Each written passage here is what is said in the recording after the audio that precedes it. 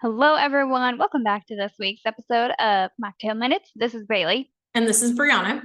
This week, I am drinking just a regular sparkling water. It's a lemon lime one. It honestly kind of reminds me of like a 7 Up. I do the Simple Truth brand, so it's from Kroger. Very nice.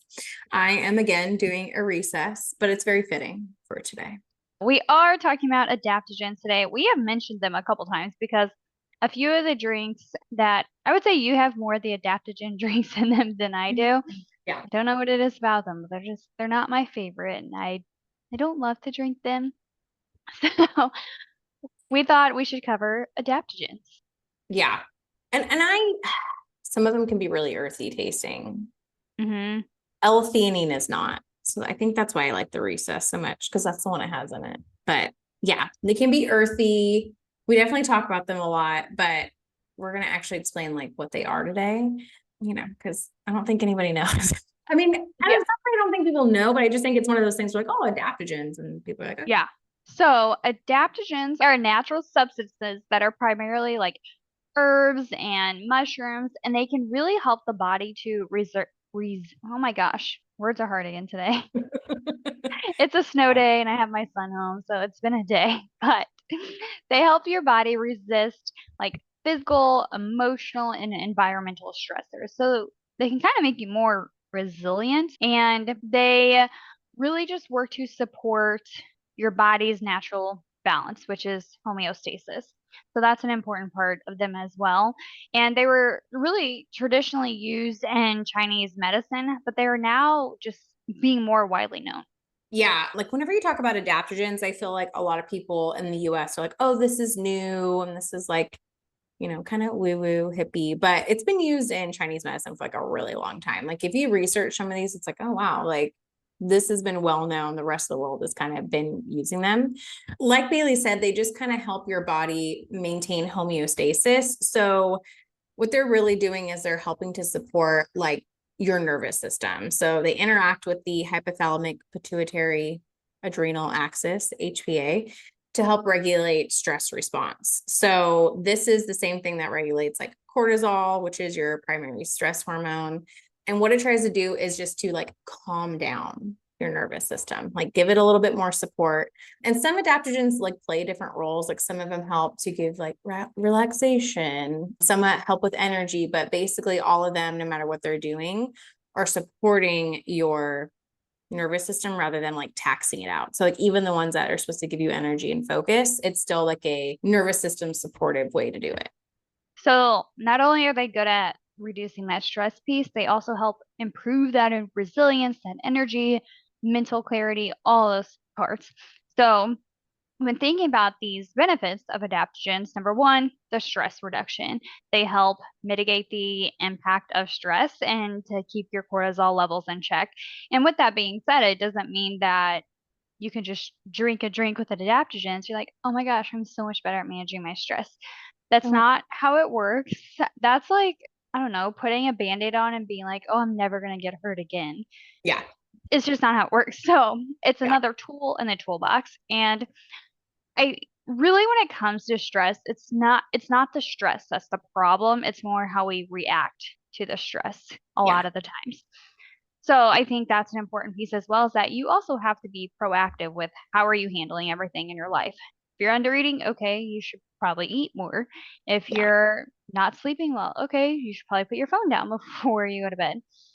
Just all these different pieces. Adaptogens aren't going to be just like with anything. They're not just going to fix everything. Yeah. They also help your energy. So, unlike caffeine, adaptogens are going to provide that like steady, non-jittery boost where some people can get super jittery with caffeine. It's not usually going to happen like adaptogens. And then as far as cognitive function, so it can help to improve like support your mental clarity, your focus, and your memory. We all want to focus a little bit better during the day. Obviously, my mental clarity is not doing so great today, so maybe I should have drank some adaptogens. Maybe you need some L-theanine. I'm gonna text Josh. Please go get me a recess. Like, what are you talking about? He's like, huh? A recess. You need a break? You're like, I do. I do. Some of the other stuff it helps with is like immune support. So some of them, like the reishi, think that's how you say it, reishi mushroom. It helps to enhance immune functions. And that's the one that I feel like is really popular in like the mushroom coffee. I don't know if you've seen that, but like the Yes. adaptogen coffee, it's usually like the reishi, potato. And then it can help with hormone balance because it helps to regulate your hormones, particularly those adrenal, fatigue, and all of those. Like the hormones that I feel like are very sensitive, it's so easy to impact your adrenal hormones and have them be like out of balance or just like taxed. So again, it's a tool. It's not like you could just keep doing everything you're doing, but like take an adaptogen and be like, well, that fixes that. Like similar to like supplements, when people are like, well, I don't need to eat fiber. I took this benefiber today. I'm like, it helped, but yeah. But speaking of that, what are your thoughts on people who take Metamucil every day? I feel like it's not a good fiber source. Like it's not a So lot I of have, fiber. well, I have so many of my clients that see me and their doctors just have been telling them to do Metamucil like daily. Yeah. But then like looking more into it, Metamucil or like Miralax. So Yeah. Miralax daily for like long term can actually lead to more bloating. And Yeah. people are like, well, I'm taking it because I'm so bloated. I'm like, Well, maybe that you're bloated might because you keep taking it. if you keep taking it. Yeah. Yes. I don't love it. I don't love Miralax. And I don't love Metamucil. Like it's okay. But I'm like, that's not, we could be doing much better. Hmm. Same with Benefiber. That's another one that I see them being like, oh, I'm good on fiber. I take Benefiber. I'm like, it's like 2 grams of fiber, which is not horrible, but it's definitely not helping you hit your 30 grams. Yeah, and it's not the same as eating your fruits, vegetables, Yeah. potatoes, quinoa. Very different. Yeah, Helpful tool, side but note. not, yeah. I guess we should go over some of the like popular adaptogens. Yeah, some that we typically see. The first one's going to be ashwagandha. People know this one. This is the real earthy one, but it helps to reduce stress, support sleep, balance out cortisol. The next one, how do you say that one? It's like rhodiola rosea, I think is how you say it. Yeah. So that one is one to help with like the energy, the focus, and actually endurance. So could be a good one Yeah. for more like runner type people. Yeah. I've Maybe seen not this in a walker. lot of like clean or like natural pre-workouts. I feel like I've been seeing Oh this. yeah. Hmm. I mean, I feel like if you're like, I really do want to try a pre-workout, you might as well try something like this because it's not going to stress you out more, which is what a lot of the pre-workouts do. They're just like running you red. So it can be worth a shot. The next is holy basil. And this I hear about a lot with PCOS, like holy basil tea and stuff like that, but it's anti-inflammatory and it supports mood and immune function. So if you have PCOS, it's driven a lot by inflammation. So having something with an anti-inflammatory impact can help with that. Next one, you already mentioned the reishi mushroom, so that one is one to help your immunity, reduces anxiety, and just kind of gives you that all over relaxation type of Yeah. feeling. And then we have lion's mane. So this is one that I've seen. This is in like the coffees too, right? Yeah. Yeah. So this one is going to support your brain health, cognition, and nerve regeneration. So it's a pretty cool one. Yeah. And then your other ones, you have cordyceps, which helps actually increase oxygen uptake. And so it's really great for athletic performance. And then you have your maca root to help balance hormones and support libido and energy levels. So Yeah. they're all very supportive to different pieces of like the nervous system in some type of way. They all Yeah. just have a little bit of differences on how they're going to impact you. Yeah. And this is like not an exhaustive list. I think this is like some of the main ones.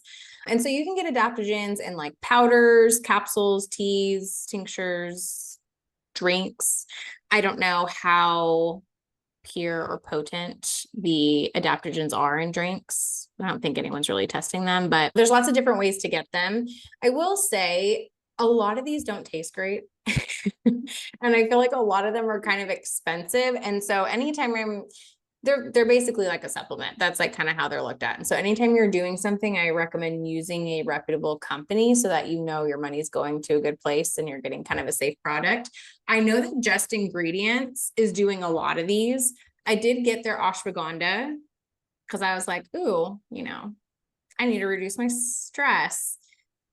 And I put it in my coffee and I was very upset because, and I shouldn't have done that because I really like my coffee. I'm like, why would I ruin it? So I have to figure out how to use it, but I'm thinking that capsules might be a good idea. And I don't know if Just Ingredients has capsules. They might. I have not looked.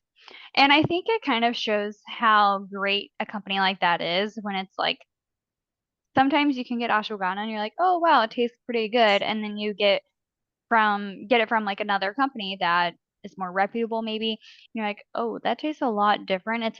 Usually when it's like more earthy and not so much like a sweet taste or you just can't tell it's Yes. really there, then you're like, what's the quality of this? Yeah, like how much is actually in here? And I think that's true with, I think it's maca root. So I Mhm. got some from like some company and it was like fine. Like it didn't really taste like much. It was like, oh, okay, I could use this kind of like a collagen. And then I got one from a pretty reputable company and it was like bright blue, Like, wait a second. tasted, my Lord, it tasted horrible. I was like, oh, I think this is the real stuff. I think this is like, I couldn't use it as collagen, but it's like, if you're using them and wanting to get the benefits, you should probably use like a good source. And yeah, so they will be earthy, which is kind of how it is. Yes. Same thing with like matcha tea. So I used to get that from Starbucks all the time, thinking, great, matcha, like we love it. It's so good Yeah. for you. Then you look that they add quite a bit of sugar to it, and you actually buy like a real matcha, very different. Yeah. But I that was being told you said, should use like ceremonial quality matcha or something like that. mm, okay. And so I did, there's a coffee shop in town that has it and I got it and I was like, oh, it's going to taste like Starbucks matcha. No, it did not. I was like, oh, okay, this is real grassy. Okay. The berry matcha with the roasted purpose. And that one, it's earthy, but not like super earthy because they added like the berry flavor to Very. it. And they're a great company, so I like their matcha as well. Yeah.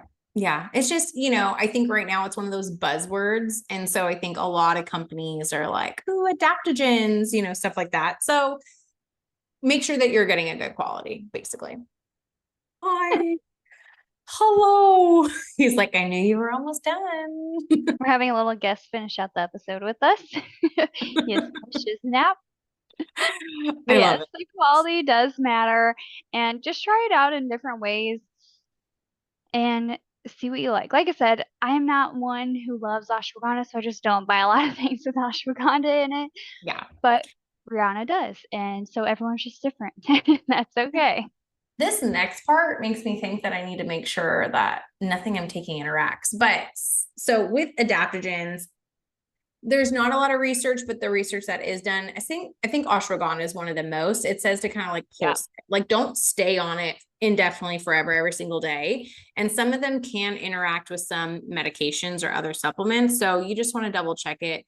If you look up any medication or supplement on WebMD, it usually tells you like, oh, it may interact with this. Like I know a lot of them will interact with Coumadin.